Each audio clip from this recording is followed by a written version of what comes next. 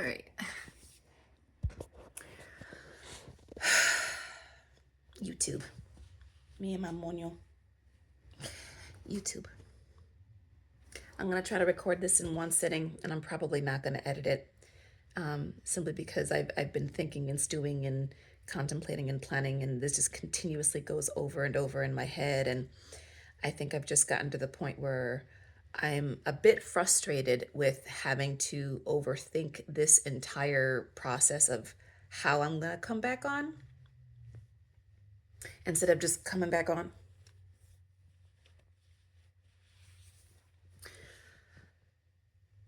The last video I posted, it was about my father, and I hesitated on how I was going to be able to come back because, quite frankly, and this is just the honest truth, I'm getting kind of tired of people viewing me as sick.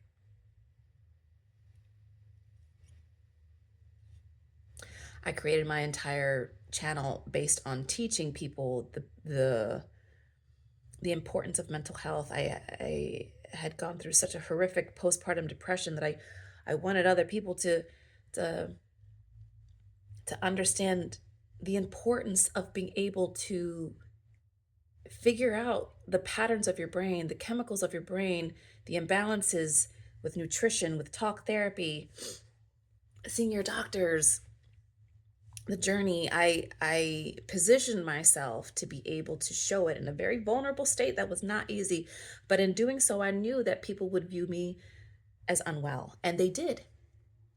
Now, I had a lot of support. There were a lot of you who also went through the exact same thing.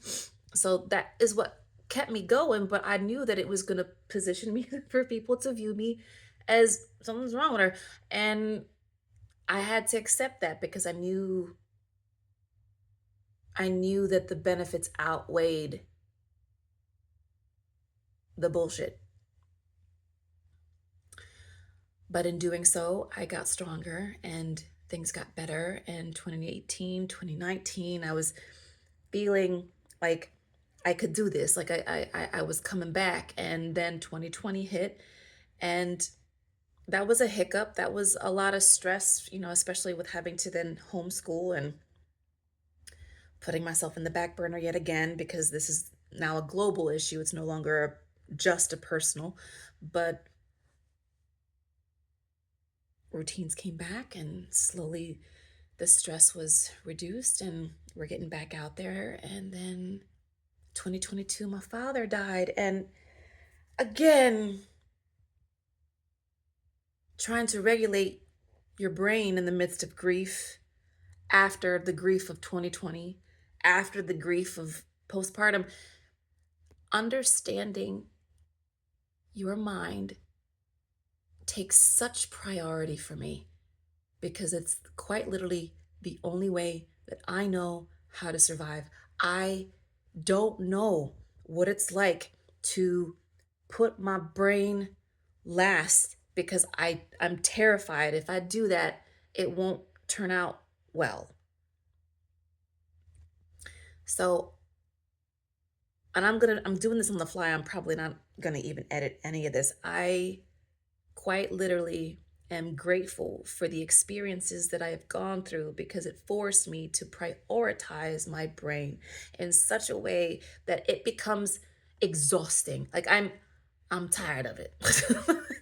I've gotten to the point where I'm like, I understand it so well now that we're going to move on from it. Hence the reason as to why I removed so many of my videos, because I was ready to move on from it.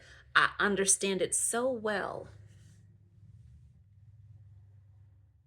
So after my father passed away, I was able to utilize all my resources and tools, and I was applying them. And granted, I am human. I'm going to have my moments, as I should. But I was not expecting for me to get sick. There were things brewing inside of my body from anywhere, and this is an estimate, from 10 to 20 years. Some being 10, some being 15, others being 20.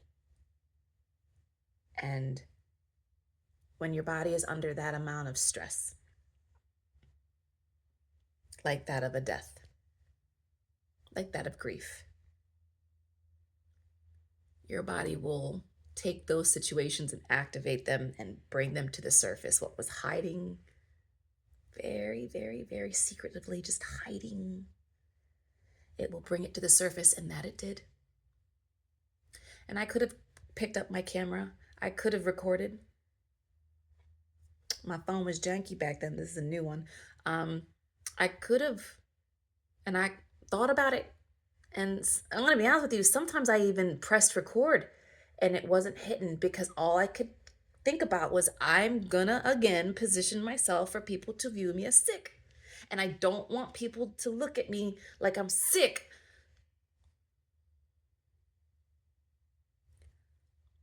I'm not weak. So I didn't. And I stayed off of social and I just didn't want to be seen because I just, in Spanish, it's called the bendito. The bendito. Pobrecito. Are you okay? You look tired. It's the poor thing. I'm not weak. So today is another doctor's appointment, and I assumed that I would have been at the end of all of the bullshit and fuckery and I would be wrapping it up by now, in order to then come back on YouTube and be like, hey, this is what happened. Things got a little spicy. But things are still continuing. So I'm a bit frustrated. It's been a year and a half and it's still going.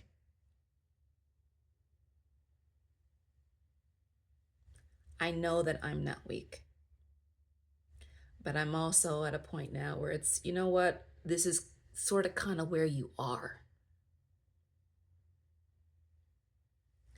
I don't always want to have to do my hair and makeup to cover that shit up.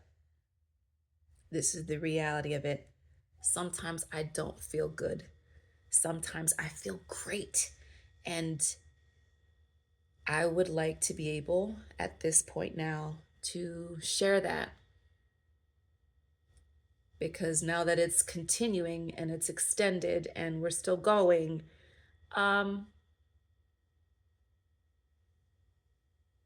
would just like to have something to look back on and be like, yeah, bitch, you did that. So when I forget about how strong I actually am, I have video proof to go back on. But I wasn't ready back then. I just didn't want people to view me as broken. I ain't fucking broken.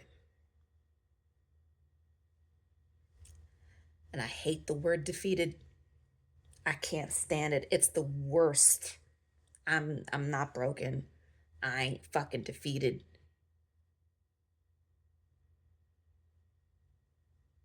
So if you're interested, it's a very long story. This video alone is about 8 minutes long. If you're interested in story time, let me know down in the comments. It's gonna be long. You better get your tea, your coffee, a snack. It might be a 2-part, possibly 3-part. It was a lot of fucking shit. it was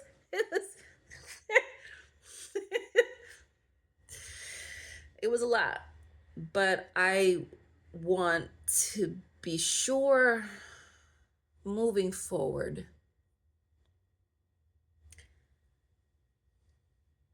that I do something beneficial with that kind of pain. I don't want to hide it. I sure as hell don't want to lean on it. But this is where I am. So if people are going to view me as sick, they're going to view me as sick. I can't stop other people from thinking what they think. I can only think about myself and what I'm trying to portray. So if you're interested, I will definitely do that. Thank you for hanging with me. I know every time I come back, I'm like, I'm back! And then I go away again. I know. And this is normally on a tripod. I'm normally not moving so much. I'm probably shaking the shit out of this camera. Oh, Lord. People who probably my brother's gonna be like, stop shaking the camera. Okay, so you, me, this recliner. If you know, you know. If you follow me on TikTok, you know, you know. So, okay, let's do this. Until next time.